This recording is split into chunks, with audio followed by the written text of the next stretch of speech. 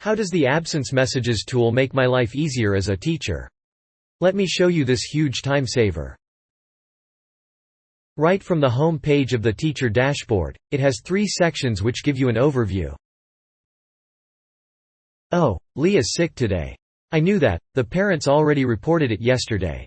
Get well soon. But there is also a new absence message for another day, which I have not seen yet. This is also what the menu shows me. Let's jump to the absence messages. Here we are. At the top and framed in green are new messages that the teacher still has to confirm. A message from Peter's parents. The sun shows me that it is for the whole day. A clock would symbolize that he only has to leave class for a short time. I could also reject the request and delete it. Then it also disappears in the parent dashboard. But in that case I should explain this with a chat message. Of course, I approve this adventure for Peter. He gets the day off from school.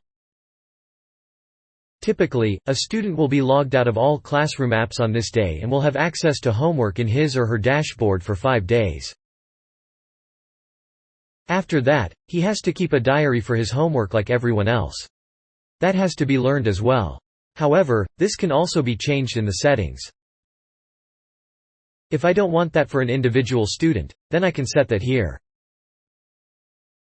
Today's absences lists all students who are absent today. This icon shows that the student has been logged out of the class apps for today and can see homework for 5 days. Are there any other students absent today? It is possible to sign them out for today with 2 clicks. Even if there is no parent notification. Done. He is already listed there. Who will be absent on future days? Upcoming absences provides information.